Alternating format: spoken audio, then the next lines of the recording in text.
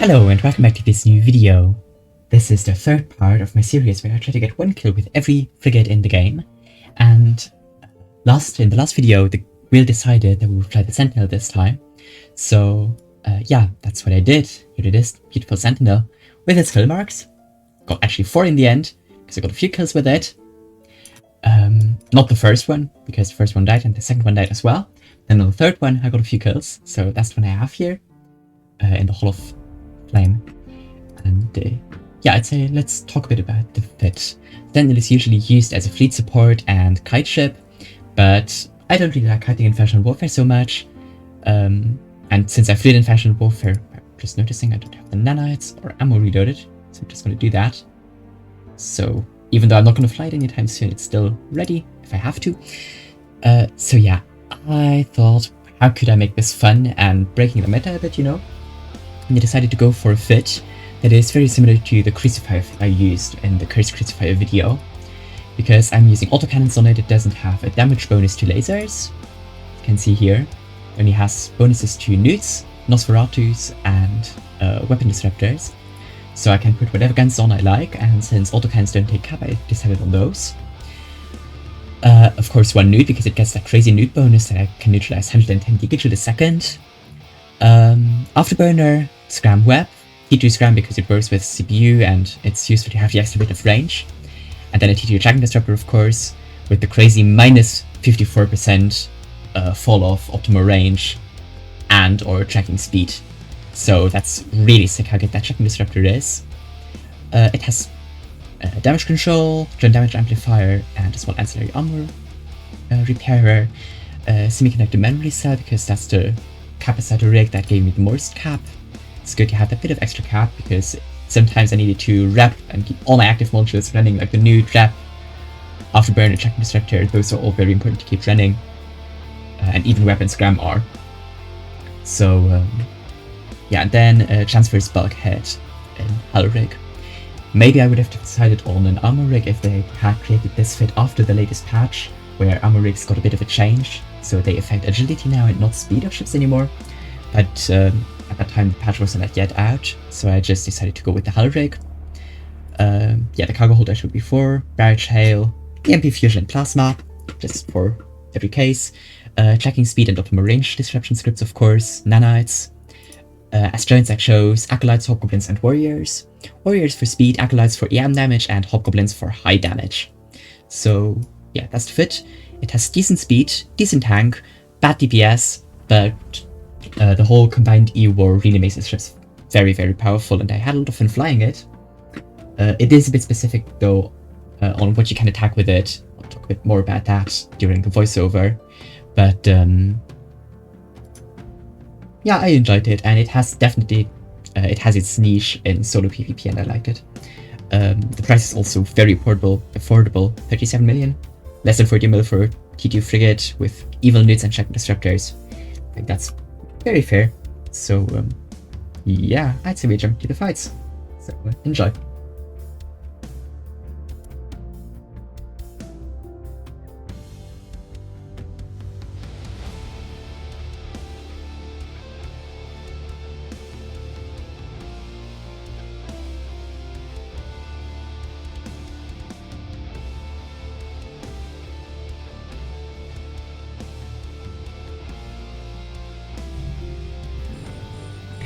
So this first fight, I am fighting a Dramiel, Dr. VS and his Dramiel, and this is really not a great matchup for me, because the Dramiel is faster than the Sentinel, so optimal range won't affect him very much. Optimal range disruption that is in my tracking disruptor, and tracking disruption won't affect him much either because the Dramiel gets a tracking bonus. And this particular fit also had a Nosferatu and a cap booster, so I couldn't even newt him out. But I was so desperate to finally get a fight that I thought, yeah, let's just try. And see, I'm repping, I have my afterburner guns and newt heat to maybe pull range from him or keep range from him. I was also using the wrong drones, I just noticed, so yeah. Here I noticed, okay, I'm not gonna survive this. Maybe I can warp off if I newt him out in time. I still even got him into half hull, but he was double armor repair fit, so as soon as he popped his cap booster and started trapping, I had no chance. At the very last second, the newt did him out, but it wasn't enough for him to lose scram and for me to warp off, so that was my first Sentinel experience. But I thought, yeah, let's try against maybe a bit of a better matchup. So here it is. I have been chasing this Hecate for a while, and it seemed that he only wanted to attack when the fight started at 0, so I decided, yeah, let's just try. Immediately walked him, put everything on him, and immediately I get those huge Hecate volleys, as you can see. And I already thought I was dead here, but just in time, my tracking disruptor had its effect and I managed to pull out far enough to be outside of his blaster range. And yeah, now I over-rep because I was so nervous. I should have turned off my repper earlier, but I was also fiddling with my orbit. And I also overheated way too much. I could have deactivated heat on my tracking disruptor and afterburner by now. But I didn't, so I collected more heat damage than I wanted. And yeah, here his Hecate buddy is landing on grid, but he is quite slow, so he won't reach his friend in time to really help him. Now I also noticed that I maybe should turn off my heat on the Ansel, and maybe I could just even turn it off entirely because I didn't need to rep anymore at the moment. I think I was switching ammo here, but yeah, the heat on my Scram unfortunately burned on my afterburner and my web, so I decided to pull range. Got him close to half health, and I had to deactivate heat, and I was getting ready to warp off, but so was he. So yeah, he had the second I Scram, he warps off, but I knew his friend was already in warp back to the side, so I was hesitant to stick around anyway, and I decided to warp off. This next fight is another example of don't take fights you shouldn't take, because why slide in on a missile ship with a ship that is bonus to newts and tracking disruptors? I didn't even have a guidance disruptor in this fight, so my tracking disruptor was basically useless, wasted mid slot. And I thought maybe I could still do something, and again, not many people dare to attack the Sentinel, so I was desperate for a fight. Yeah, before I noticed I should maybe warp off, he already volleyed through my armor reps. So yeah, well played mate, and GF. Yeah, now let's get into the fun part. I'm selling in on a Thrasher fleet HQ, which is, well, it might look like a daring fight, but it's not really. The tracking disruptor should really make him struggle, and the newts as well. The scariest fit I could encounter here would be dual web RT, but I'm confident that heated afterburner and heated tracking disruptor plus the newt would give me enough time to newt him out and get under his guns before he could wreck me. Check his guns, he is indeed RT fit, but him putting range with the MWD on tells me that he is kite RT fit.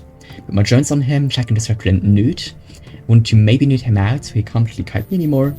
As soon as he runs out of cap, thanks to my newt I can catch him probably. He is now outside of my newt range, even though I have 28 kilometers newts with the Sentinel.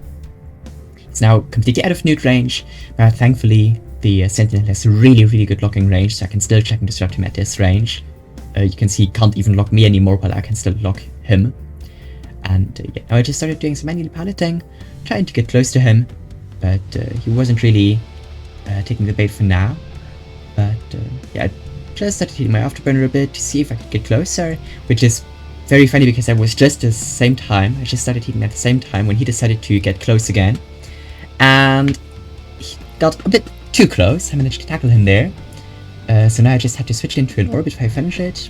Could already turn heat off on web and Scram, and after one more cycle also on the afterburner, and then I was in nice close orbit, so his RT won't hit me. Now I realized that he is indeed not shield fit, so I also changed my drones from acolytes to hobgoblins to apply more damage. And yeah, no, I was pretty happy. I was getting through his tank really quickly, and then the Tholos showed up on the scan. So that's scary, like really scary. Kept orbiting him, and I hope that maybe he was armor tank fit, but yeah, now his health moves even slower. This is actually hull tank fit, and there his Tholos shows up.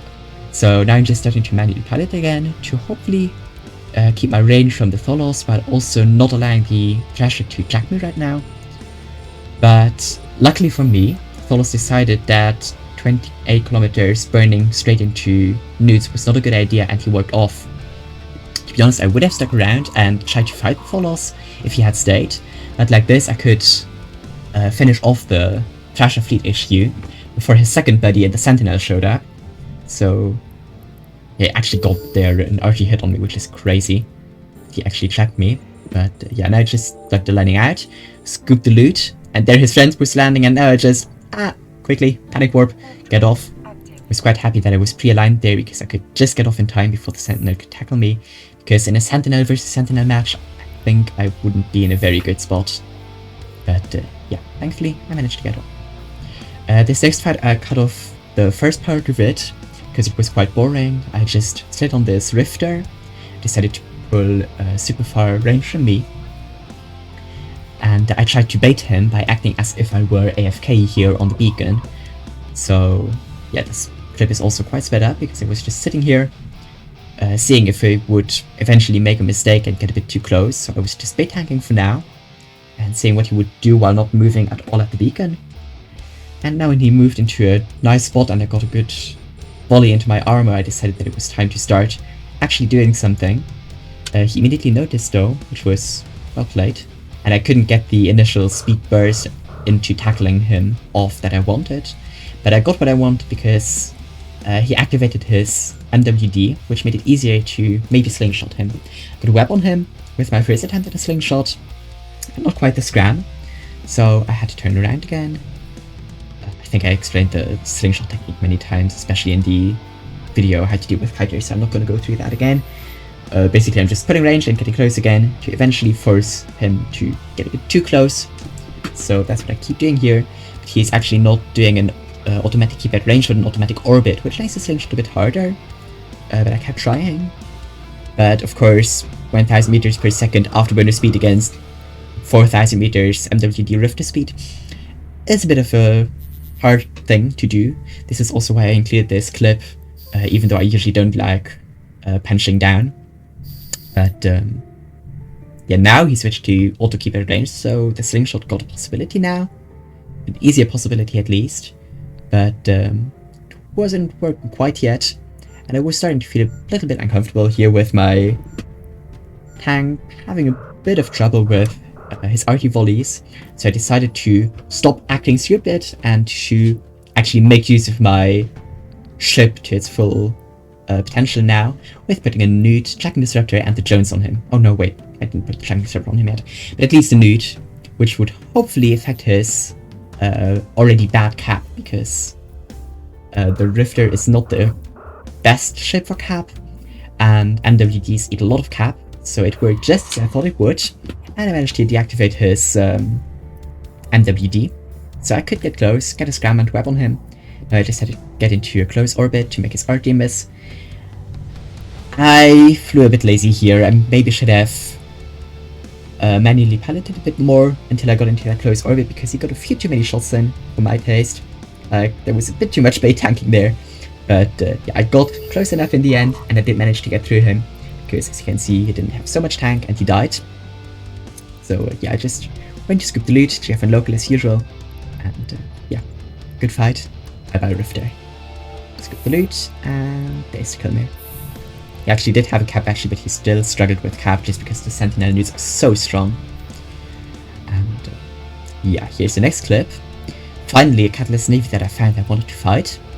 I slid in on him, usual, pull range immediately to 7.5 kilometers. Nude and tracking circle on him. He gets one good volley in, but then immediately he starts missing, just like with the Hecate. Just that it's even harder for a Cat Navy to hit me, because the Hecate still has the tracking disruptor resistance bonus in sharpshooter mode, but the Catalyst has no such thing. So even though it has a slight fall off roll bonus, it's not enough to apply damage to me out to 7.5 kilometers with the super strong tracking disruptor. And besides that, I already nuded him out. So I imagine a triple nude or double nude 1 NOS Sentinel would just wreck everything immediately on cap, because even with just 1 nude I was surprised about how quickly I nuded stuff out. I was just really cautious because the Catalyst Navy I fought before, a clip that I didn't include into the video, I lost Graham and he managed to warp off, and that was really embarrassing, because I was just at, like with this fight, I was at the point that it was basically won for me if I didn't make any mistakes, and I did make a mistake. So yeah, I didn't want that to happen again. I also tightened my orbit here a bit to 7.2 kilometers instead of 7.5, just to make sure I would keep the scram. But yeah, in these situations the T2 scram really pays off. I didn't have to heat that much. And, yeah, now I'm just doing a keep at range at, I think, 7.5 kilometers. Okay, 7.3. Yeah, 7.3. because it's clear he's not gonna hit me, and I really wanted to make sure I didn't lose Scram in the last second. And it was clear that he couldn't shoot me anymore because he was neutered and tracking disrupted, and I could just get into my optimal and apply all my damage to him. So yeah, it was just a matter of getting through the rest of his hull tank, but didn't take too long, because come on, boom, there he went down, and yeah, I got the kill. So yeah, I think the Sentinel is really good at killing any Navy destroyers, because Cormorant Navy shouldn't cause it any issues. The Cormorant Navy does have the range bonus, but you can just orbit that at 500 because it does get a tracking bonus. And the Cursor Navy has nuke bonuses of its own, but usually the Sentinel should nuke it out before the reverse happens. So I think this Sentinel can deal with pretty much any Navy destroyer, which is really nice, because Navy destroyers are kind of the meta right now. And yeah, that's all the fights I had. I think that was a really nice ship to fly. I enjoyed it quite a lot. The worst part about it is that people don't really like to attack it because it has a scary reputation. So overall I would have to give it a 6 out of 10 of usefulness in solo PvP, just because too many people don't take the fight. And but once you get a fight, you absolutely wreck people. Like, I hope to maybe get an Omen Navy issue or Executor Navy issue in this video, but I just couldn't find any that wanted to fight or that didn't have friends with them, you know? I slid in on one Exec Navy, and he had a curse with him, and I just barely managed to warp off. But unfortunately I didn't record that.